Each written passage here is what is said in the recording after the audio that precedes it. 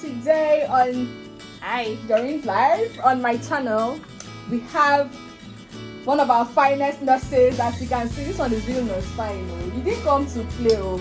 I saw you wear your nursing uniform for the video now. For what now? No, as per nurse. We're up to 2. Not this one. So this is Nurse Nnenda. How many years have you practiced for nursing? 4. You practiced for 4 years? 4 years now. Oh, that's nice. Yeah, I'm young. I actually have a few questions I would like to ask. That was why I brought you on here. So I wanted to hear from your own point of view as a professional and how you would advise people, because people want to hear from people that are in the field directly. You get? Okay, so I think my first question is, I saw this thing online about this woman that was pregnant. She was 2 months pregnant, and then they found cancer in her breast. She had breast cancer. And breast cancer is something that if it's early detected, the prognosis it can be good. Prognosis are good, exactly.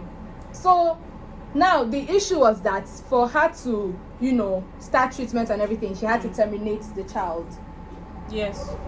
And this woman decided not to terminate the child. She decided that she would have the child first and then do exclusive breastfeeding for 6 months. Oh yes, that part.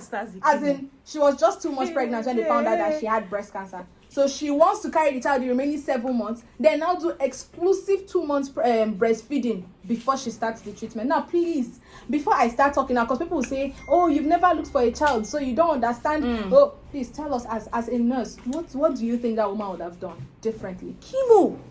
You think they caught it on time? No, her choice was wrong, and I feel 100%. Whoever was in charge, whether her oncologist or her physician, they didn't explain this to her. Exactly. They caught the cancer on time. You have 4 children already. What are you looking for? I didn't even know that part. She has 4 children already. What's she looking for? Even if it was her first child. So what are you giving? Even if your husband says no, it's your life, because if you now have that child, then you now go for the chemo and you don't survive it. Who will take care of the child? In the next 3 months, the man will marry another wife, and that your child will suffer. That's literally it's the next question, or the next thing I want to say, and I also need your opinion on it. I feel like in Nigeria, you go to the doctor or like you said, the patient was not informed properly, because if her consultant, the person that checked her, if the person had told her that this is what we think is right for you to do, these are your chances of surviving. If you say you want to do your breastfeeding before doing this procedure,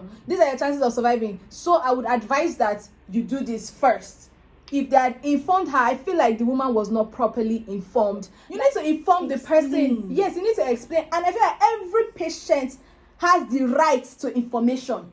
But most Nigerian patients, in fact, most Nigerians, they don't know. Several occasions where I have nursed different patients, where I go into maybe to administer medications, or I'm supposed to wheel them into the theater. I'm preparing the patient to take the patient to the theater. Next, the patient is asking me, this procedure I'm doing safe? What are the complications? I'm like, and you've already signed the informed consent form. Why didn't you ask the surgeon? Why didn't you ask the physician? Why didn't you ask? They didn't tell me now. I didn't see the need to ask, even to drugs. And I can't even say that it's because these people are not educated. I think they just trust everything in the doctor's hands, which there is nothing wrong with trusting the doctor. Doctors are humans, though. They can make mistakes. Just try to know why they are doing what they are. There's this one with that. This is a bit off what we're talking about, but basically it's about spouses. Like, say for instance, I'm sick, I just had a procedure, and then my husband will now send one of his cousins, aunties, child's friend to come and stay with because I worked in a hospital briefly for 6 months, and there was this woman that was about to give birth, and she had a child and her husband, so they are just 3 in the family. And then when they came to book a room, they booked a private room, but the husband said that he couldn't stay, that the house help will come and stay and take care of her. This thing you're saying is making me remember a patient where this woman was in labor. She finally put to bed. They wheeled her to her room. Her husband came with her children at home with their uniform and everything. This woman is still tending to her newborn baby. She's also bathing the other children, preparing them for school in the hospital. Men, some of them are wicked, sha. They are some. No, honestly, I was like, can't you do this? No, you don't have to pay children. No, he came with everything. I feel like some husbands need to just try. They need to put in more effort, because but I met one good patient. Her husband was But that one happens, yes, but once in a while. It's only one I've seen. Like, they need to put in more effort, because that emotional support is everything. Having an emotional support there can help you heal. Children, they'll be training only the female child. Honestly, they will just send one random person to come and stay with you. You will not be depressed. Like, at that point, you will not be even wondering, why did I even marry? Because if I was not married, my mother will come and stay with me, and I will know I will have a loved one. So please, men of our land, please try. To talk about sickle cell. Even if you're not going to, yes, we are going there. That's a really interesting topic. Even if you're not going to stay over, at least try and stay there for a while. Make her feel like she's loved, because that process can help her heal faster. Our next topic, this one is really, really health related, is sickle cell disease.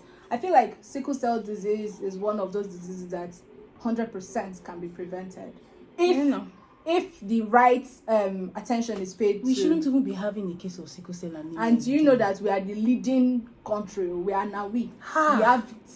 Sometimes when patients come into the hospital having crisis and they come in with their parents. Oh, please, sorry, can you just brief us about sickle cell disease?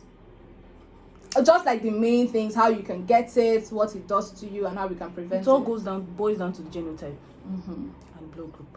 When you know your AA, your doctor told you your AA. So if you don't know what AA and AS is, please do yourself. I think that particular test should even be free. People shouldn't be paying to know their genotype. Because that's one of the ways. Because some people might form, they don't have the money, and they don't see it as... It's not like it's even expensive, though. Forget it, though. There's poverty. There are people that have not eaten. You're telling them to go and check. As long as you want to get married, for you to be planning a wedding, you should be able to afford the test. Exactly. So, and I know that there are some churches now that do this premarital screening and stuff. Any church that is not doing it, that church, the pastor is wicked. Because God. Everybody is just wicked to Nnenda. They are wicked. Why won't you run the test? Why won't you tell them? Yeah, I think that should be part of it, because if we can educate people enough for them to know that if you are AS, please don't marry anyone that is AS. If you are AS, just know you are going strictly for AA. If you are AA, you are marrying anybody. You can marry AS, you can marry SS. If you're SS, please be blinded to any AS, because you don't want to create someone that will suffer from what you're suffering from. Please, if before the love gets tight, you see, even if it's tight. See, I love some people that, in fact, I love when people are educated, because they know that yes, I like this person likes me, but from the start they just tell you, please, I'm AS, so what is your genotype? Like, you know, some people actually, before you start going deep into that love, just ask it casually, and then know that you're to friend zone that person, because in the long run, your children will suffer. And not just your children, you, especially the mother. You will not see the man, no. You see, that will be spending nights in the hospital, not your husband. Please, sickle cell disease is something that can be controlled. It can be prevented. Let's not even go to the point where we will control it. It can be prevented. So please, kindly, customer service 1, kindly go and check your genotype. Know your genotype, So everybody will be carrying COVID-19, but you will not go and know your genotype. You go and born SS and start saying it's from your village. It's me that did it yourself. That's a question, but I already know your answer to that. What's the question? Like your AA now, can you marry someone SS? I can marry someone that is SS. I can marry everybody. I can marry anybody. AA, we can marry anybody. It's AS that should be more careful with this. Okay, this is going to be our last topic because we don't have time. Stigmatization. Okay, I like calling out big words. Meanwhile, I don't even really understand in depth what they mean. But I'm going to talk about rape victims and how the situations are handled in Nigeria, and because of stigmatization. Now let's say that someone raped me now, for example. I go and tell my mother. Do you know that my mother can end up blaming me for getting raped? My mother will. Your mother. She did. You understand? No, not rape. Hi God, what did I just say? Near rape. And I opened up to her. That's when I was like 8 years old or so. Just she was imagine. Like, you are the one that put yourself in that situation. That is Nigeria for you, and that is why fast forward to last year. Like they just I then brought the topic during that Koza pastor issue. I brought her. She was see my mom seriously crying that she cannot believe she made that kind of statement, that she's sorry, she's dead. Okay, in fact, 99% of the people that have experienced rape is someone they know, someone they trust. It's not strangers. Not strangers. And I would also advise at this point that if your friend, your sibling, whoever is coming to tell you about a situation like this, I don't think the first approach should be, what were you doing in the person's house at that time of the night? Just listen to the person and try to see in different ways that you can help, because the person is going through a lot. Me personally, if Nnenda should come and tell me that she was raped by a particular person, we are going to go and kill that person. No? Yeah. Me, I don't even want to hear what is going to happen, because we cannot rape you back, you will enjoy it. We are going to kill you, we are going to make you suffer. Because an eye for an eye, no. You will go and report this person to the police, and the person will bribe 1 million, and the person is out working freely. That's it. So yeah, we have to take certain situations more seriously, because lots of ladies now are mentally, I have this lady that was having not sexual intercourse. She has not gotten to the sex itself, just physical touch with her boyfriend, and the guy was really trying. From what she was telling me, she was waiting and the guy was doing I'm not going to say what I want to say. My point is, he was doing. You already It's not sex, so doing, you understand? And then at a point she was just like, are you done? Like, she was not even feeling honestly, this is a real life story. She was not even feeling all the things that all the effort. So you don't know all those kind of things. It's probably childhood trauma, and sometimes I feel like talking it out and solving it there and then would help, even if not 100%. It will help reduce. It goes a long way.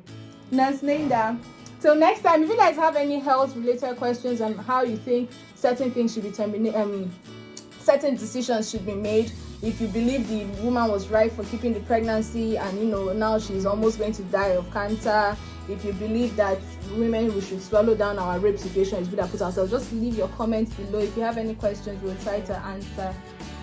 You'll see. Thank you guys for watching. Bye.